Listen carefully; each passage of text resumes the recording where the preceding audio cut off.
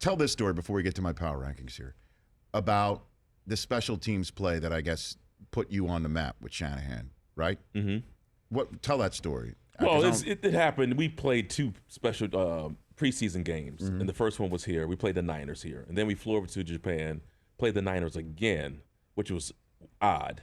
Yeah. So I didn't play in the first preseason game at all. We go over to Tokyo.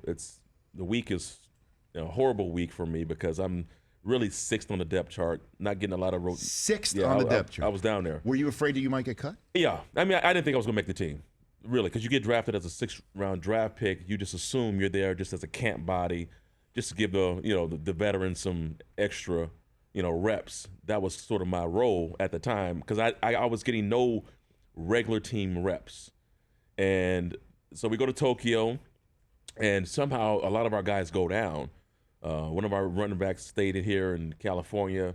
Some guys got cramps when they went down. So I was getting a lot more reps, but I was screwing up every play. I was exhausted. It was hot. What do you mean you were screwing up every play? Meaning just missing assignments, Not hitting the hole, pass protection, stuff like that? Yeah, mainly in pass protection, mainly in, even the runs I was missing holes, just wasn't comfortable. Mm-hmm. And so after that day, I went back to the hotel. I'm like, listen, dude, I'm not going to make this team. I was trying to get a flight out of Tokyo at the time, and they didn't have, you don't have Trulia, you don't have Expedia or Travelocity, none of that stuff, no computer. So right. I'm trying to call down to the front desk to see if I can arrange a flight to get out of there because I'm like, Rich, I'm not gonna make this team. There was no way I was gonna make it. You ready to tap out? I was ready to tap out because you thought that the Turk had gotten a passport to Japan to tap you on the shoulder. It was the writings were on the wall. I wasn't gonna make the team. And then what happened? So then I eventually couldn't get out of there, so I stayed. I was like, listen, when I get back to stateside, then I'm gonna get cut anyway, so it don't really matter. So then we have the game on that I think it's Saturday, whatever day it is. I don't play in the first half.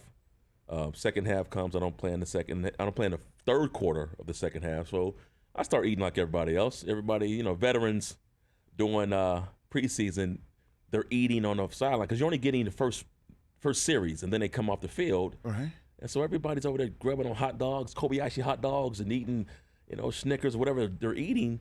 So I'm like, I'm not going to play. So I started eating a little bit of that stuff. Special teams coach comes over, and he says, Davis, you're going in on kickoff.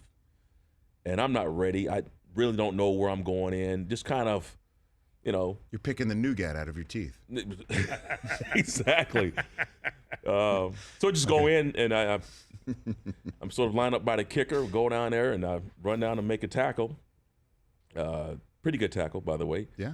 And that play, after I made that tackle, I go back to the sideline. I'm thrown up on the sideline, and my running backs coach comes over there, and he asks me if I'm okay. And I'm like, yeah, I'm all right. He says, it's good. He said, because you're going in the next series when we get the ball. And so I go in the next series, and I get probably about eight rushes, like 40-something yards. I mean, decent performance. And that was it. After that, man, it was next game I got more and more. They gave me more reps in practice. Wow. So if you had gotten the flight home. Yeah, I wouldn't be sitting here, man. I wouldn't be sitting on this on this chair. If I had taken that flight out. I had heard the story about how you didn't think you were getting in a game. Yeah. I'd not heard that story about how you tried to get a flight out. Yeah.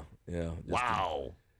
If I had spoke Japanese, man, I wouldn't be sitting here, Rich. I tell you that right now.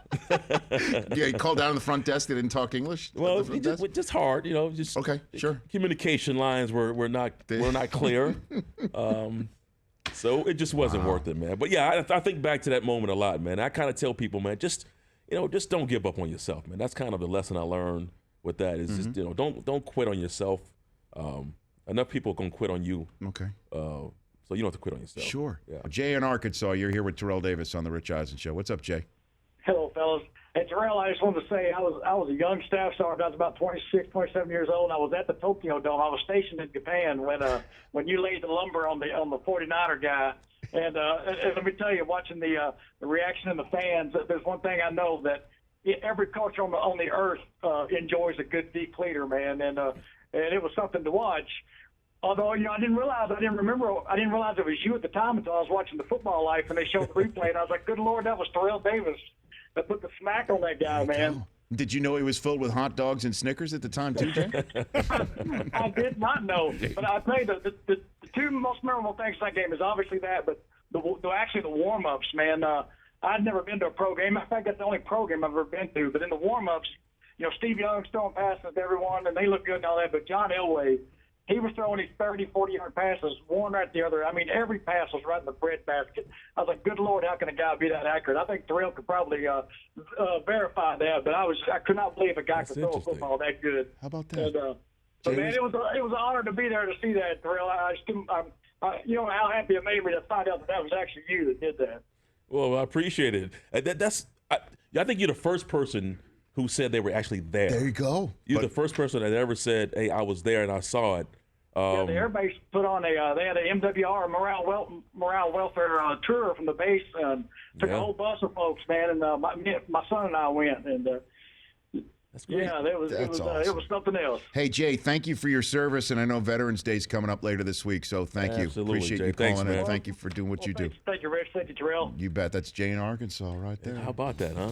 The Rich Eisen Show, weekdays at noon Eastern on Audience.